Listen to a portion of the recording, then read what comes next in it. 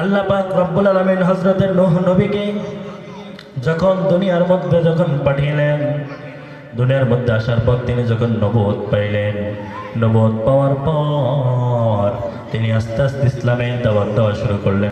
তিনি মানুষদেরকে টানা 950 বছর দিনের দাওয়াত দিলেন। এই দাওয়াত দেওয়ার পরও 80 থেকে 82 জন মানুষ মাত্র মুসলমান হয়েছে। কোন কোন হাদিসের ব্যাখ্যা এসেছে 40 থেকে 42 জন মানুষ মুসলমান হয়ে গেছে।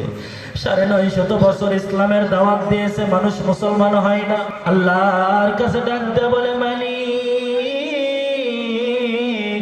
আমার উম্মতরা তো বুঝে না, আমি দাওয়াত দিই, আমার দাওয়াত তো কবুল করে না। ও মালিক তুমি তাদেরকে ধ্বংস করে দাও। আল্লাহ ডাকতে বললেন, ও নূহ তুমি কেমনে অধিষ্ঠিত হয়েছো? নূহ নবী ডাকতে বলে, ইন্নী দাউতু কওমি লাইলাও ওয়া নাহারা, আমি আমার সম্প্রদায়কে দিনের বেলায় দাওয়াত দিয়েছি, রাতের বেলায় দাওয়াত দিয়েছি। তারা তো আমার দাওয়াত গ্রহণ করে না, তারা আমাকে ফিরিয়ে দেয়, আমাকে পাগল বলে, আমাকে লাঞ্ছিত করে, অপদস্থ করে। মালিক তুমি তাদেরকে ধ্বংস করে দাও।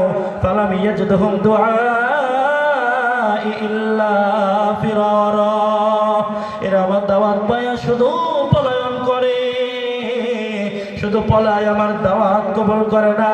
মাবুদ এদেরকে তুমি ধ্বংস করে দাও। আল্লাহ ডাক দিয়ে বললেন, ও আমার বন্ধু নূহ এমন ভাবে তো হয় না। ওয়াসনাইল ফুলকা, তুমি একটা জাহাজ বানাও, বিআয়ুনিনা, এটা আমার তত্ত্বাবধানে জাহাজ বানাও। আল্লাহর নবী নূহ জিজ্ঞাসা করলেন, মালিক জাহাজ আমি বানাবো, এই জাহাজটা কি দিয়ে আমি বানাবো? জাহাজটাকে লোহা দিয়ে বানাবো নাকি কাঠ দিয়ে বানাবো নাকি স্টিল দিয়ে বানাবো, কি দিয়ে বানাবো? আল্লাহ তাও বলে দিলেন, নূহ মিন খশাবাত, শাল কাঠ দিয়ে। কি কাঠ দিয়ে? কাঠ দিয়ে বানাও, শাল কাঠ। এবার আল্লাহ নবী জিজ্ঞাসা করলেন, আল্লাহ শাল কাঠ দিয়ে বানাবো, এই গাছ কই পাবো আমি? আল্লাহ তাও ডাক দিয়ে বললেন, জিব্রাইল যাও জান্নাত থেকে একটা শাল কাঠ নিয়ে যাও, আমার বন্ধু নূহকে দাও, নূহ ওই শাল কাঠ বপন করবে। কোন কোন হাদিসের মধ্যে এসেছে 80 বছর, কোন হাদিসের মধ্যে 40 বছর ওই শাল কাঠ দুনিয়াতে রেখেছে, বপন করেছে, বড় হয়েছে, সেটা দিয়ে কাঠ বানিয়েছে, তারপরে তিনি নৌকা বানিয়েছিলেন। পড়েন সুবহানাল্লাহ। আল্লাহর নবী নূহ নৌকা বানাবেন আল্লাহ নির্দেশ দিয়েছে। গাছ বড় হইতেছে, কাঠ বানানো শুরু করেছে, নৌকার কাজ শুরু করেছে। মানুষজন কয় নূহ মনে হয় পাগল হয়ে গেছে। কই কেন? কই ও নৌকা বানায় কেন? নৌকে জিজ্ঞাসা করে, নূহ তুমি কি পাগল হয়েছে? অনেক কই কেন পাগল হইব? কই তুমি নৌকা বানাই কেন? কই কিছুদিন পর এই কওমের মধ্যে এমন তুফান হইবে, আমার এই নৌকার মধ্যে যারা উঠবে তারাই শুধু মুক্তি পাইবে, আর যারা আমার নৌকার মধ্যে উঠবে না তারা ধ্বংস হয়ে যাবে, তারা মারা যাবে। আল্লাহর নবী নূহ সকলকে দাওয়াত দিতে লাগলেন, নৌকার কাজ শুরু করেছেন। জাহাজ বানানো শেষ, অনেক বড় লম্বা চড়া ঘটনা, আলোচনাটাকে একেবারে সহজ করে দিলাম। তিনি জাহাজ বানানো শুরু করেছে, জাহাজের কাজও শেষ হয়ে গেছে। এবার আল্লাহকে ডাক দিয়ে বললেন, এই জাহাজের মধ্যে আমি কেমন ভাবে মানুষ তুলবো? আল্লাহ বললেন, সব জোড়ায় জোড়ায় তুলবা। কেমন করে জোড়ায় জোড়ায় তুলবো? কয়েকটা ডান দিকে আসবে পুরুষ, অন্য দিকে আসবে নারী, তোমার চিনতে কোনো অসুবিধা হবে না। প্রত্যেকটা জোড়ায় জোড়ায় নৌকাতে উঠাইবা, যাতে পরবর্তীতে আবার বংশ বিস্তার করতে পারে। সুবহানাল্লাহ। এবার আল্লাহর নবী নূহ নৌকায় তোলা শুরু করলেন। আউয়ালু মান দাখালা সাফিনাতা ওয়া নামলা, সর্বপ্রথম যে পানিটা ওঠার জন্য এসেছে সেটা ছিল ছোট্ট পিপিলিকা। পড়েন না সুবহানাল্লাহ। ডাক দিয়ে বলে, আল্লাহর নবী নূহ তুমি কি আমার চোখে দেখো না?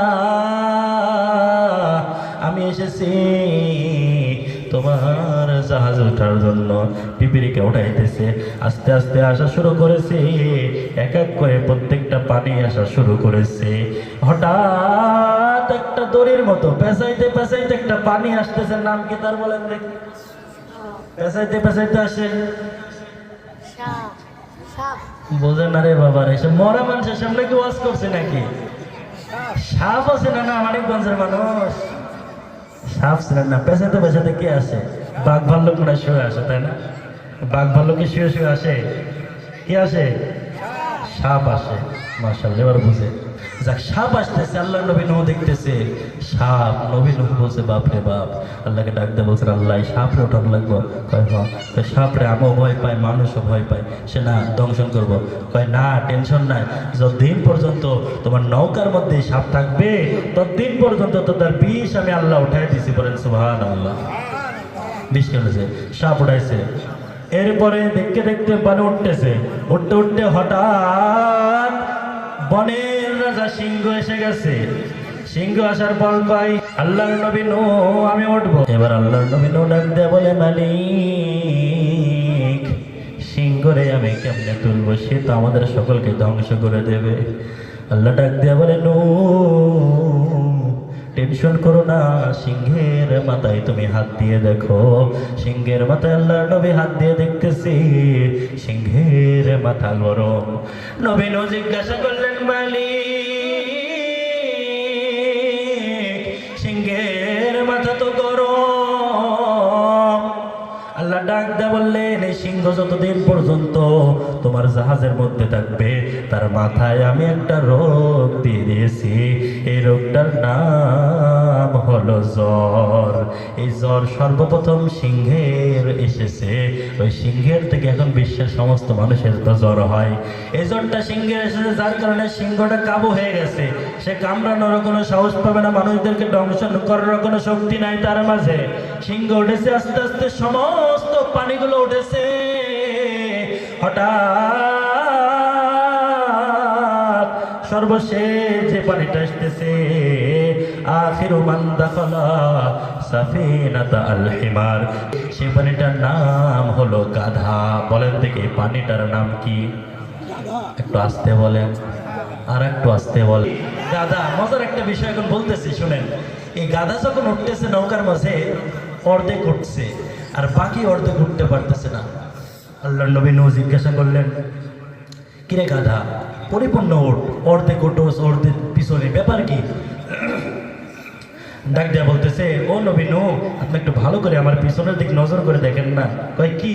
আল্লাহর নবী নূহ পিছনের দিকে নজর করে দেখতেছে তাআল্লাকা বিযামবিহি ইবলিস, গাধার লেজের সাথে ইবলিস ধরে আছে। কে ধরে আছে? ইবলিস। ইবলিসের নাম তো শুনছেন নাকি? যারা শয়তান বলে আমরা বলি, চিনেন না ইবলিস রে? এই ইবলিসও তো বাঁচার দরকার, কারণ পৃথিবী তো সব পানিতে তলায় যাবে, ওই নৌকার মধ্যে যারা উঠবে তারাই বাঁচবে।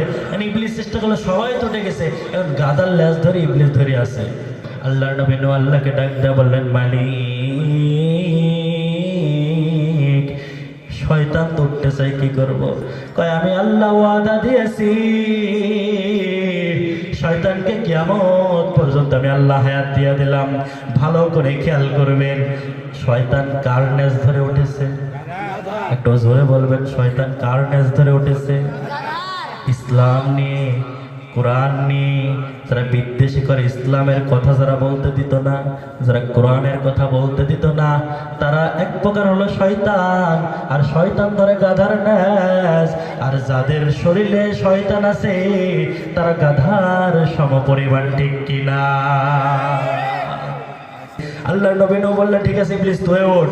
এখন সব কিছু পানিতে তলায় যায়, জমিন থেকে পানি উঠতেছে, আসমান থেকে পানি নামতেছে, নামতে নামতে অনেকদিন 40 দিন ব্যাপক পানি হইতে হইতে সব কিছু তলিয়ে গেছে।